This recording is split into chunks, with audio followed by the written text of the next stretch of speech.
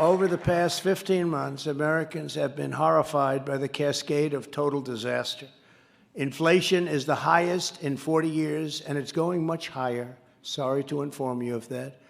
Steve, I think you can say that perhaps better than anybody, but it's going much higher.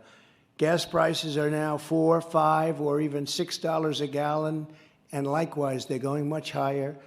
It was $1.87 just a very short time ago. Think of that, $1.87. And we had so much, we didn't know what to do with it.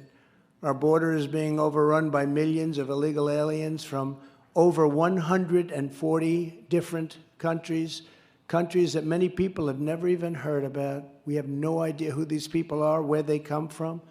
There's no checks, there's no balances, there's no nothing. They just stream into our country by the millions. We now have the weakest border in history, and just 1 year ago, a little more, we had the strongest border in the history of our country, strongest that we've had in American history, and that included drugs, and it included all of the other things that come into our country that are so bad, human trafficking, mostly in women, and it was at record lows, and now it's at record highs. Nobody's even keeping count anymore. It's so bad. It's become so bad. Our communities are under siege from a bloody wave of violent crime with murders, the highest in nearly 30 years.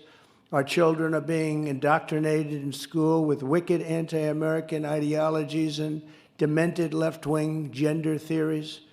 Our nation has been humiliated in Afghanistan, where we had soldiers killed, left American hostages behind, and left $85 billion in American military hardware, the best anywhere in the world.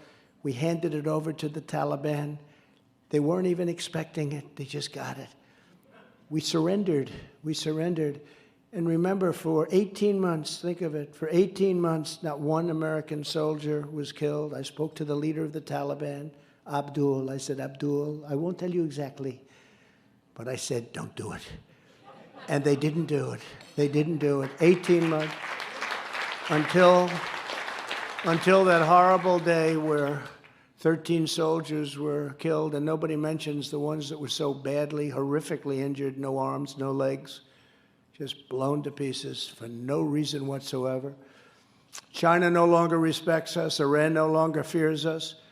And with their monstrous invasion of Ukraine, Russia showed just how weak they think our leaders are. They would never have done that under the Trump administration, never, not even a possibility. Not even a possibility. This is the most dangerous period in the history of our country. Right now, in my opinion, is the most dangerous in the history of our country. Never before has our world been so unsafe, and that's because of the massive power of weaponry. The weaponry today is at a level that nobody's ever seen before. We have it, and others have it, but there's never been anything like it. I rebuilt our military, spent $2.5 trillion, and we redid the nuclear capability. We had weapons that didn't even work. We had weapons that nobody had any idea if they did work. And everything is either new or renovated, and it's an incredible thing that we did. But you just hope to God we never have to use them. But now the word nuclear is being thrown around like it's candy. And you can't do that. You can't do that. That's not a word that can be thrown around. It was never talked about. It was never discussed. Nobody wanted to talk about it. Too big a problem, too catastrophic. And you look at what's going on between Russia and Ukraine. The whole thing is everything that you see, every person that you see dying, it would not have happened if the Trump administration were there. And it didn't happen for 4 years. People say, oh, do you think that's true? Well, it didn't happen, nor was it even thought of. Russia took Georgia under President Bush. They took Crimea under President Obama. They took nothing under me, nothing. And I took our troops, by the way, out of Syria and Iraq and was just months away from getting out of Afghanistan. I'm the one that brought it down to 2,000 soldiers. It was a number much higher than that, as you know, Sean, way, way, way up. And we got it down to 2. We were all set to leave. We were going to leave with dignity, great dignity and great strength, and they respected us. Remember, not one soldier killed in 18 months. I told them, don't kill our soldiers. You do, we're going to hit you so hard, nobody will ever have been hit hard like you're going to get hit. And they didn't do anything. They didn't do it. They were all set. They wanted us to leave. It was great. They wanted us to leave. They weren't going to kill, and what they did was terrible, and what we did was terrible. We did it through weakness. We were going to keep Bagram, but everybody was going to be out. The reason we were keeping Bagram is because of China. It's 1 hour away from where China makes its nuclear weapons. It cost billions and billions of dollars to build many years ago, and right now it looks to me like China's going to end up owning and operating Bagram.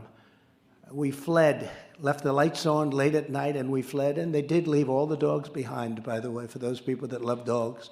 They tried to say, oh, we didn't, but they did. Under Biden, they got everything. So you look at Georgia, you look at Crimea, and under Biden, they got everything, and under me, they got nothing, except we pulled troops out of other countries. They always said that I was very nice to Russia, the fake news, these people back there. They said that I was always very nice, but I was the one that killed the pipeline, the biggest thing they've ever done.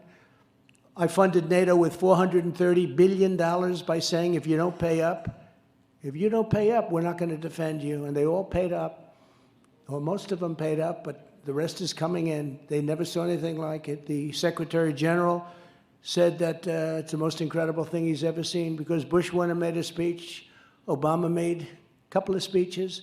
They never mentioned the fact that everybody was delinquent. They didn't pay. And they asked me, one of the presidents of the countries at a closed meeting, 28 countries at that time, they said, well, sir, are you saying that because they knew I was very unhappy, because we were paying we were paying for most of it, in my opinion, but a very high amount. So we're defending Europe. At the same time, they rip us off on trade, very, very seriously rip us off.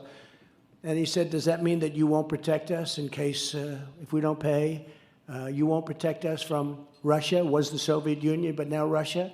I said, that's exactly what it means. Now, if I said, no, I don't mean that, then why would they pay? So somebody had to say it. I was amazed it didn't get out.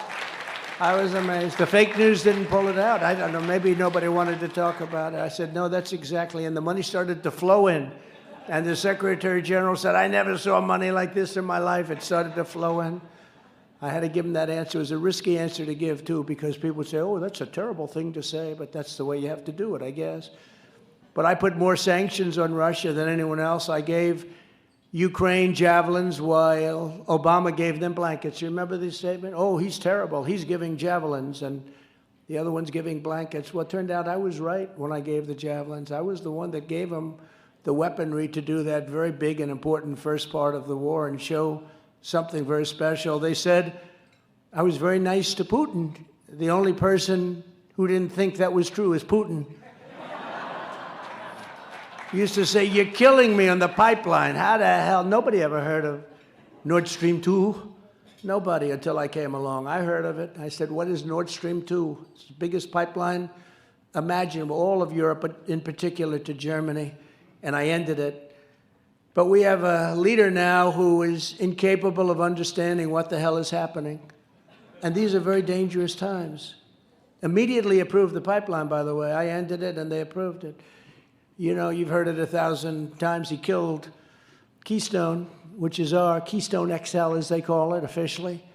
But he let them have their big pipeline going from Russia into Germany and other parts of Europe. And he let them have it virtually the first day